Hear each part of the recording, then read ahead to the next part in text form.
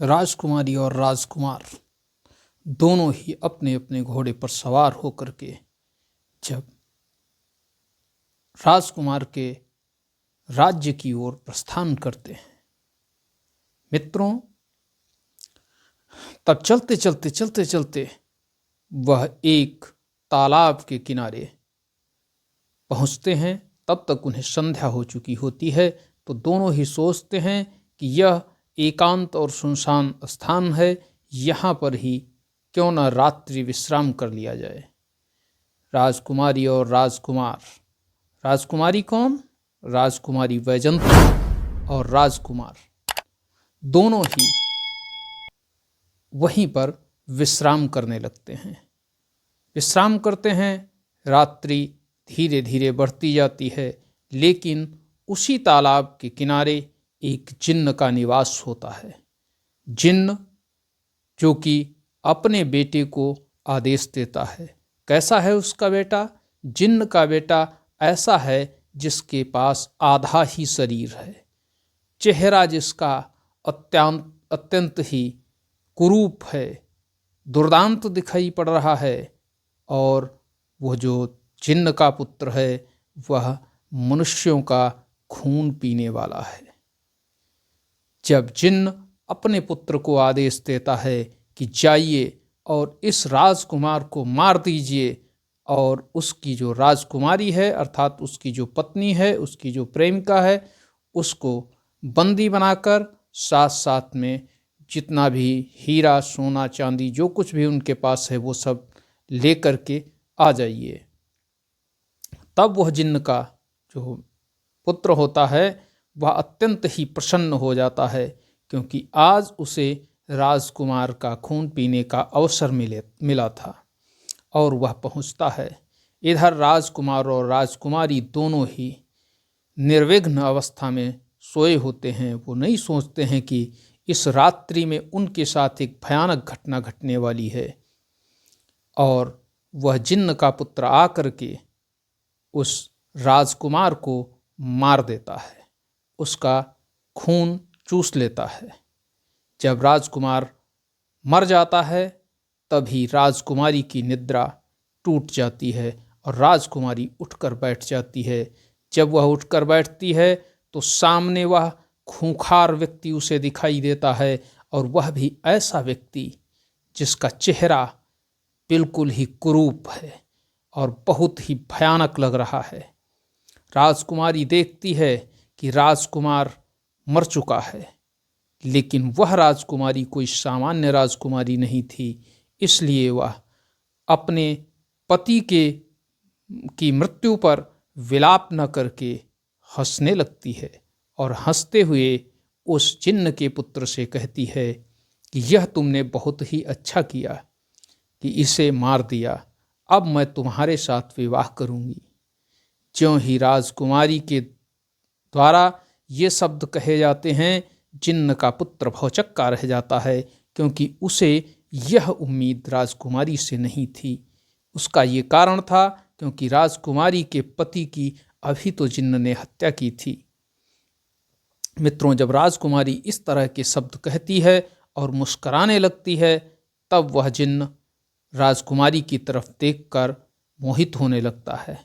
तब राजकुमारी उस जिन्न के पुत्र से कहती है कि तुमने अच्छा किया है, लेकिन मेरी एक शर्त है, तब मैं तुम्हारे साथ चलूंगी। तो वह कहता है, बताइए क्या शर्त है तुम्हारी? तो वह कहती है कि यहीं पर एक गड्ढा खोदिए और इसकी कब्र बना दीजिए, इसको उसमें दफना देंगे, तब मैं आपके साथ चलूंगी। मित्रों, वो जिन्न का पुत्र बड़े ही प्रेम पूर्वक प्रसन्नता के साथ एक गड्ढा वहीं पर खोदने लगता है, और गड्ढा जब राजकुमारी से कहता है कि देखिए गड्ढा खुद गया है, तो राजकुमारी कहती है कि इसको थोड़ा और चौड़ा कीजिए, इसको थोड़ा और गहरा कीजिए। जब पूरे मन से वह गड्ढे को खोदने लगता है, गहरा करने लगता है, उसकी चौड़ाई बढ़ाने लगता है, इसी बीच राजकुमारी उस दुर्दांत जिन्न के पुत्र की तलवार उठा लेती है, और एक ही तलवार के वार से जिन्न का वह पुत्र वहीं पर ढेर हो जाता है, मृत्यु को प्राप्त हो जाता है। राजकुमारी उसका वध कर देती है। और जब उसका वध हो जाता है तब राजकुमारी अपने पति अर्थात राजकुमार के शव के पास बैठकर विलाप करने लगती है। मित्रों, रोते रोते अर्धरात्रि से प्रातःकालीन बेला आ जाती है और तभी वहाँ एक साधु की पत्नी आती है और वह जब एक अकेली स्त्री को एक मृतक के सामने विलाप करते हुए देखती है तो वह उसके पास आकर के उसको ढांढस बंधाने लगती है और उससे इस सारी घटना के बारे में पूछती है। तब वह राजकुमारी उस साधु की पत्नी को बताती है कि हे माता, मैं पास के ही राज्य की राजकुमारी हूँ और मेरा नाम वैजंती है और ये जो सामने हैं ये मेरे पति हैं और इनको किसी ने मार दिया है, वो बहुत ही दुर्दांत था जिसका मैंने वध कर दिया है, जो यहीं पर पड़ा हुआ है। तब वह साधु की पत्नी जान जाती है कि यह सब खेल उस जिन्न का ही है। अतः वह राजकुमारी से कहती है कि हे राजकुमारी, आप ज़्यादा परेशान न हो, मैं आपकी जो सहायता कर सकती हूँ उसके लिए जा रही हूँ और मैं सहायता के लिए लेकर के आपके पास आ रही हूँ। ऐसा कह करके और राजकुमारी को ढांढस बंधा करके वह साधु की पत्नी अपने घर की ओर चल देती है, अपनी कुटिया की ओर चल देती है और कुटिया में जब वह पहुंचती है तो वहां पर उसका पति साधु विद्यमान होता है और वह साधु से जा कर के इस सारी घटना के बारे में बताती है कि राजकुमारी का जो पति है उसके प्राण जिन्होंने ले लिए हैं, आप उसको जीवित कर दीजिए।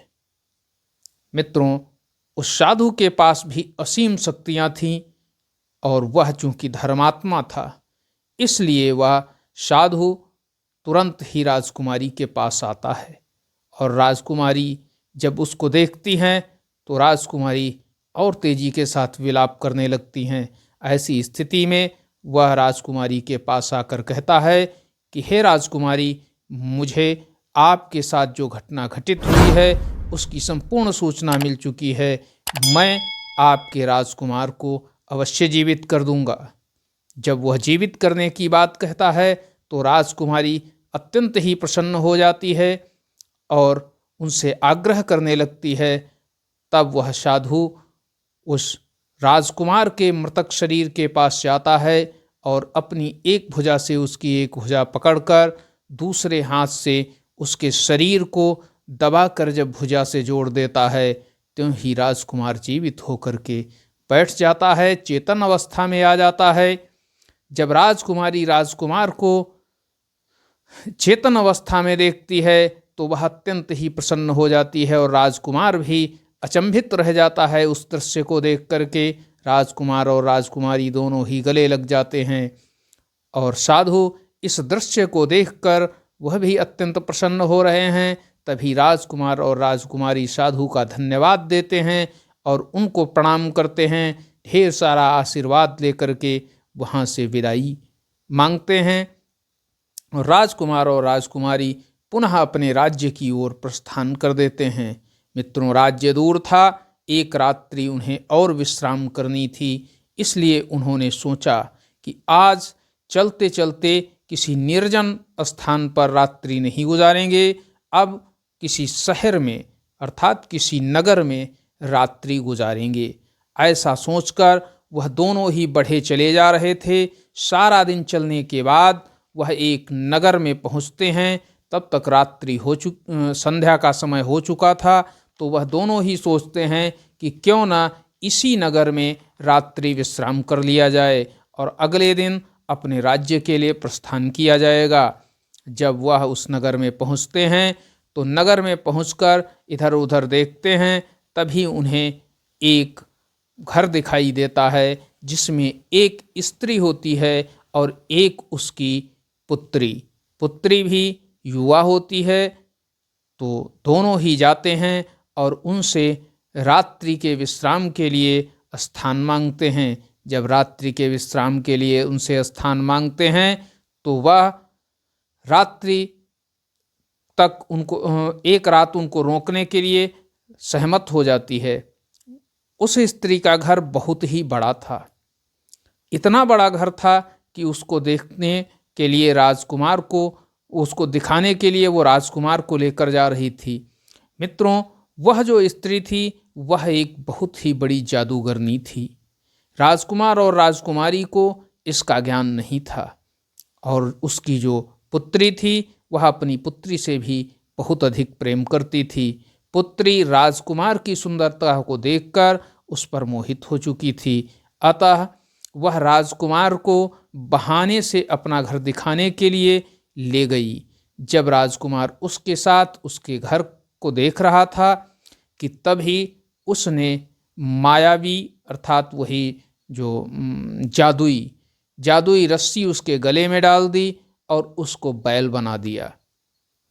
मित्रों, धीरे धीरे राजकुमारी इधर राह देख रही है कि कब राजकुमार आएगा। रात्रि पूरी बीत जाती है, राजकुमार वापस नहीं आता है, क्योंकि उसको तो जादूगरनी की पुत्री ने बैल बना लिया था, जो कि बैल के रूप में वहीं पर खड़ा था, और वह उस जादूगरनी की पुत्री के ही पीछे पीछे घूमा करता था। अब स्थिति यह हुई कि राजकुमारी के पास कोई भी विकल्प नहीं था। उसने सोचा, क्या फिर कोई दुर्घटना हो गई, या हमको छोड़ करके चले गए, या उनकी मृत्यु हो गई, कैसे क्या पता लगाया जाए, कहाँ गए होंगे। अब हम करें भी तो क्या करें, अकेले राजकुमारी कुछ कर भी अकेले नहीं सकती थी, लेकिन वह तो योग्य राजकुमारी थी, वह वैजंती राजकुमारी थी। नागराज कहते हैं कि वह कभी भी हार मानने वाली नहीं थी, वह बुद्धिमत्ता पूर्ण ढंग से काम करती थी, उसके पास ढेर सारा साहस था, और उसने ऐसी स्थिति में साहसी निर्णय लिया और वह उस राज्य के राजा के पास पहुंची। और जब पहुंची तब वह एक पुरुष का वेश बना करके पहुंची थी। वह राजा से पुरुष के वेश में बातचीत कर रही थी, और बातचीत करते करते राजा प्रसन्न हो गया, और राजा को उसकी बात से जब राजा प्रभावित हुआ तो उसने उस राजकुमारी रूपी युवक को अपना कोतवाल बना दिया, पूरे नगर का कोतवाल बना दिया। जब राजकुमार कोतवाल बन गया, वो राजकुमारी कोतवाल बन गई, तब वह उसके अंडर में ढेर सारे गुप्तचर काम करने लगे, ढेर सारे सैनिक उसके नीचे काम करने लगे। अब सारे नगर की एक एक सूचना उसके पास रहती थी। मित्रों, समय आगे बढ़ता जा रहा था, लेकिन राजकुमारी जिस वजह से कोतवाल बनी थी वह वजह तो पूरी ही नहीं हो रही थी, उसकी खोज तो समाप्त ही नहीं हो रही थी।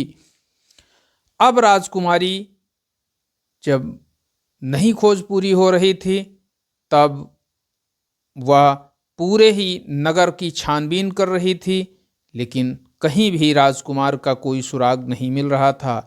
इसी बीच राजकुमारी रूपी उस कोतवाल को देख करके एक बार फिर से जादूगरनी की पुत्री उस पर भी मोहित हो गई। वह उससे विवाह करना चाहती थी।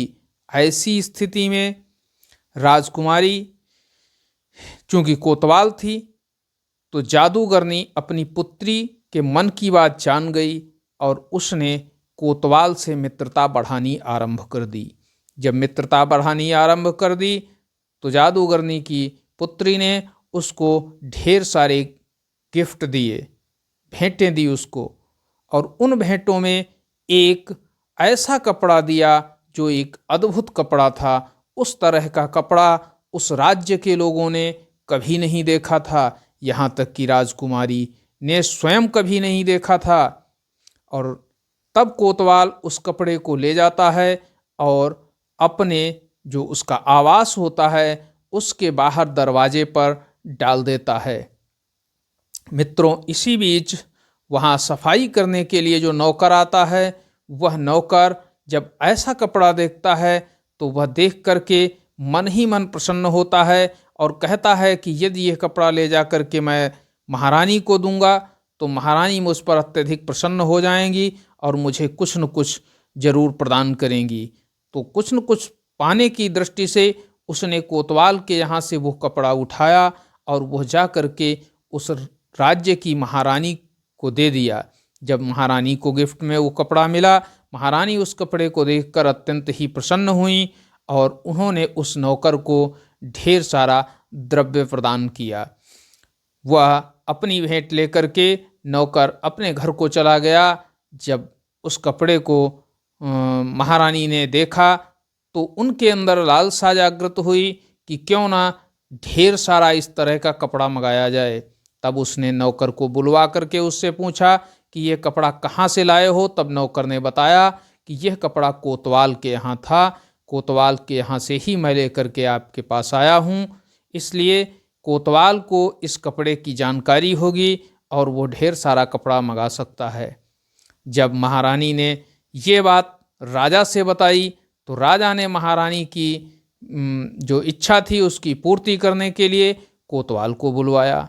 जब कोतवाल वहाँ पहुँचा तब राजा ने उससे कहा कि हे कोतवाल, ये जो कपड़ा तुम्हारे पास था इसी तरह का ढेर सारा कपड़ा महारानी के लिए लाओ, और यदि नहीं ला पाए तो मृत्यु के लिए तैयार हो जाओ, तुमको फांसी दे दी जाएगी।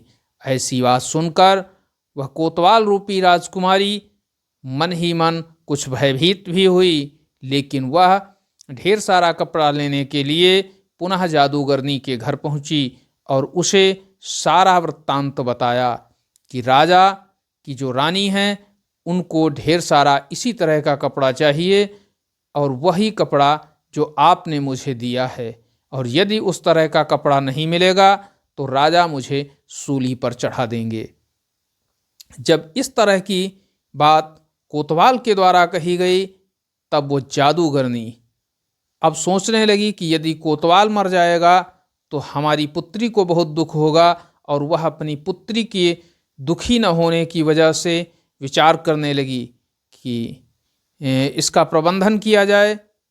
लेकिन उसने फिर भी कोतवाल से कहा कि यह कपड़ा अब मिलना बड़ा मुश्किल है, क्योंकि यह कपड़ा तो मेरे जादूगर भाई ने भिजवाया था और अब तो वह कहीं दूर देश में रहता है, इसलिए अब इस तरह का कपड़ा मिलना असंभव है।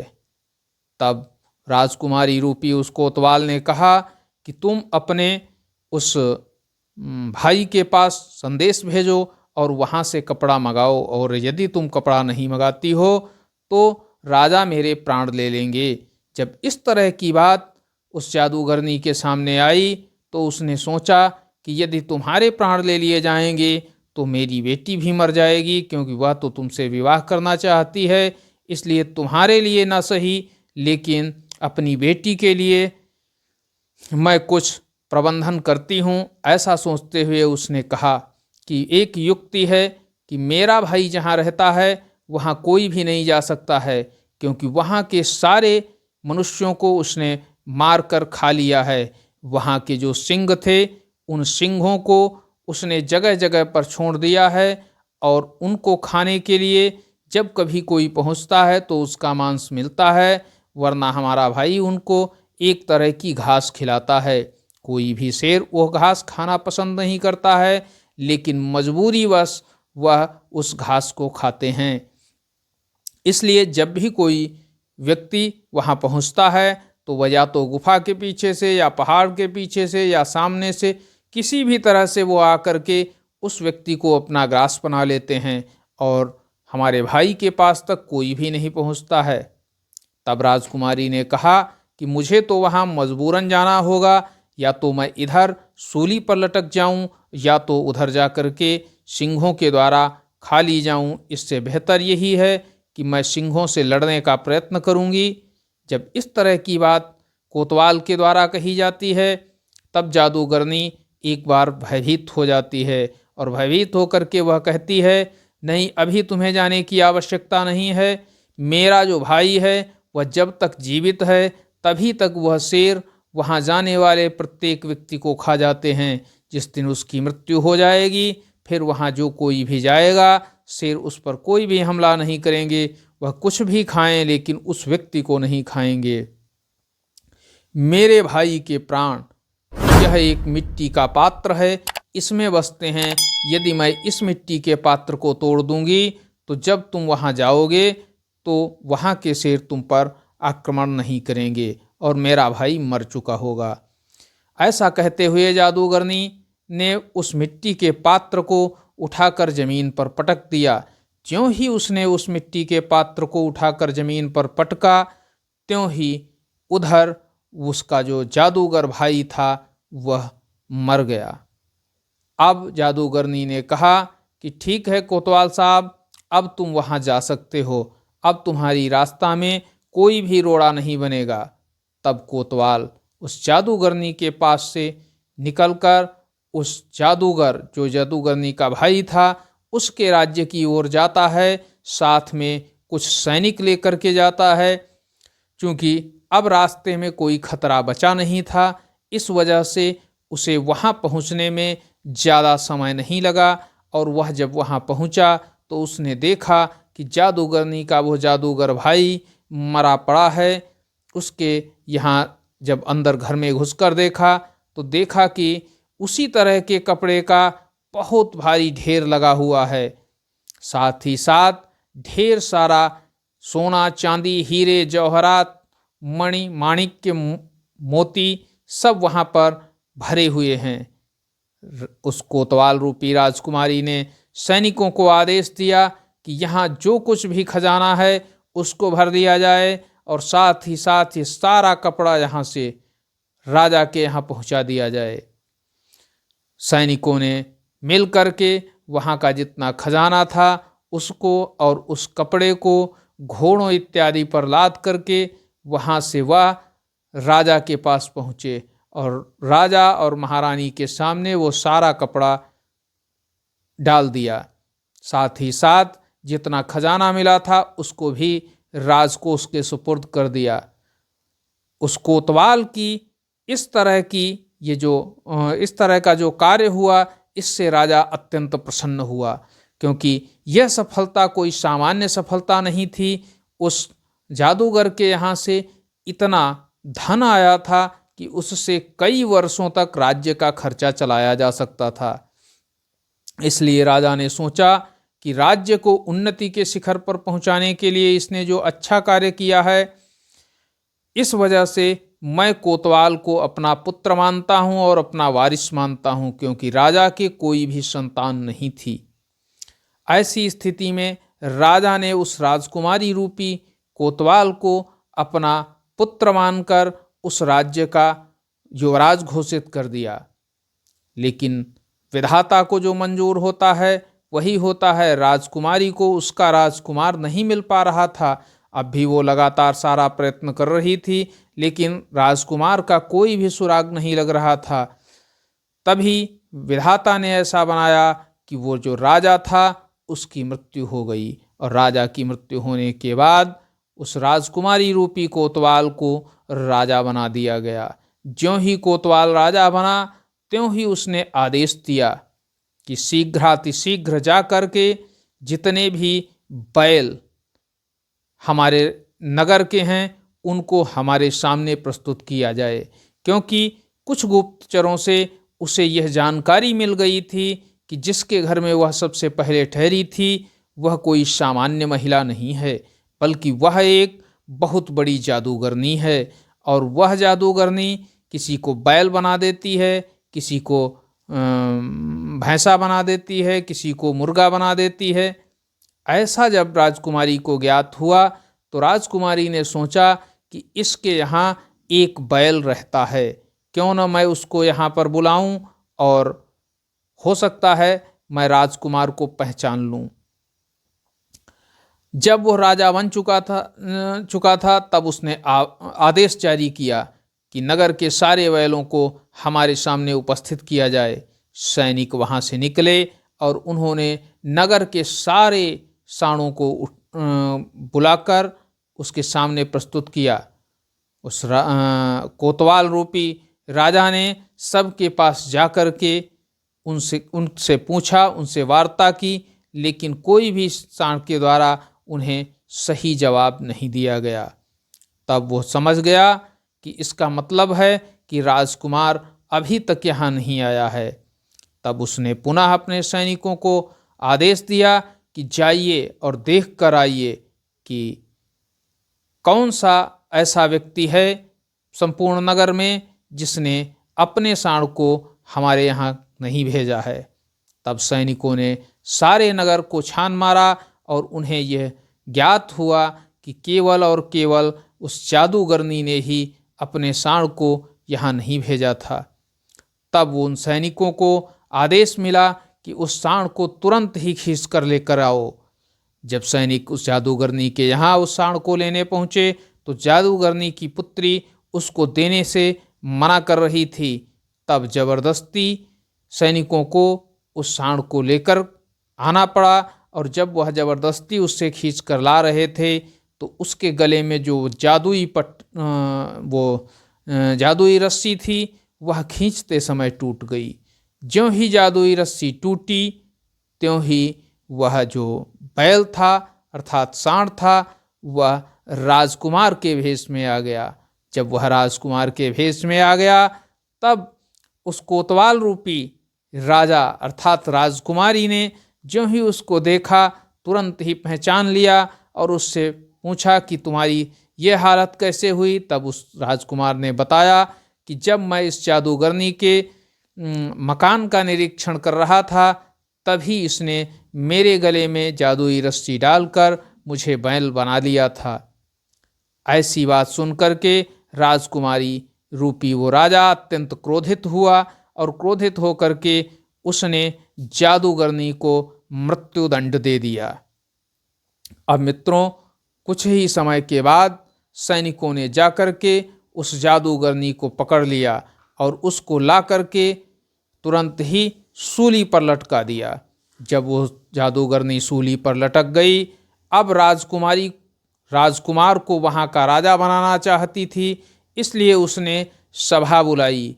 नगर के और राज्य के समस्त लोगों को उसने उस सभा में आमंत्रित किया और जब संपूर्ण सभा एकत्रित हो चुकी थी तब उसने बताया कि आपके नगर के जो राजा थे वह अत्यंत ही धर्मात्मा थे। उन्होंने मुझे अपना दत्तक पुत्र माना है, लेकिन मैं अपना राज तुम्हें बताने जा रहा हूँ, क्योंकि मैं एक पुरुष नहीं हूँ, एक महिला हूँ। मैं एक राजकुमारी हूँ और ये जो राजकुमार है ये मेरे पति हैं।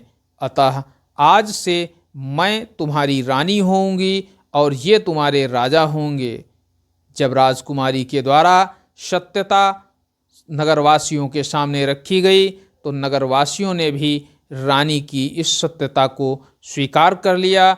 उनके द्वारा जो वचन कहे गए उनको स्वीकार कर लिया और राजकुमारी को रानी मान लिया, साथ ही साथ राजकुमार को अपना राजा मान लिया। मित्रों, अब वह इस नगर के इस जो नया राज्य था उसके भी राजा हो चुके थे और वह जो पुराना जहाँ का राजकुमार था वहाँ का भी वो राजा था। मित्रों, नाग देवता कहते हैं कि देखिए किन लोगों पर हमें विश्वास करना चाहिए। तो सबसे बड़ी चीज़ तो नाग देवता ने ये बताई राजा को कि किस पर विश्वास करना चाहिए और किस पर नहीं करना चाहिए। उन्होंने कहा कि जो स्त्री अत्यंत ही रूपवती होती है और साथ ही साथ वो क्रोधी होती है, ऐसी स्त्री सदैव ही शत्रु होती है। उसने कहा कि ऋणकर्ता पिता शत्रु, माता शत्रु व्यभिचारिणी, रूपवतीश्च क्रोधमुखे भार्या शत्रु, पितृशत्रु न पंडितः। कहा कि मनुष्य के लिए यह चार सदैव शत्रु होते हैं। कौन कौन से? जिसका पिता अपने पुत्र के ऊपर ऋण डालकर चला जाता है। ऋण अर्थात कर्ज लाद देता है, वह पिता भी शत्रु होता है। साथ ही साथ वह माता भी शत्रु होती है जो व्यभिचारिणी होती है अर्थात वैश्यावृत्ति वाली होती है। वह भी जीवन में उस पुत्र का मस्तक ऊपर उठने नहीं देती है।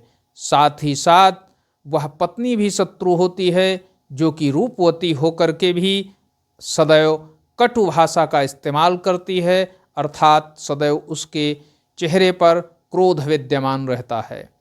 चौथा, पुत्र शत्रु न पंडितः, अर्थात जिसका पुत्र मूर्ख होता है, विद्वान नहीं होता है, वह पुत्र भी उस पिता के लिए शत्रु ही होता है। नागदेव ने ये सारी बातें उस राजा को सुनाई। कौन सा राजा?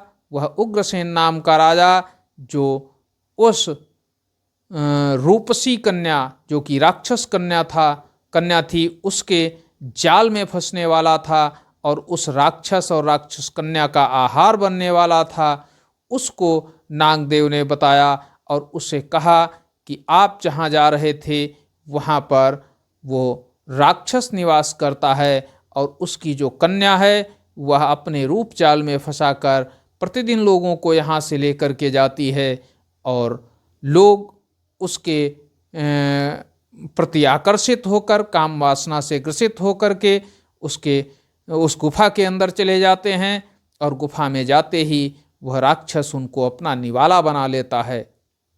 जब राजा को इस संपूर्ण घटना का ज्ञान हुआ तो उन्होंने नागदेव के आगे हाथ जोड़ करके कहा कि हे नागदेवता, आप बहुत ही धर्मपरायण हैं, आप बहुत ही परोपकारी हैं और आप ने जो मेरी मदद की है वह मैं जीवन भर याद रखूँगा। आपकी सहायता को मैं कभी भी भूलूँगा नहीं और मैं सदा ही लोगों की रक्षा का प्रयत्न करता रहूँगा।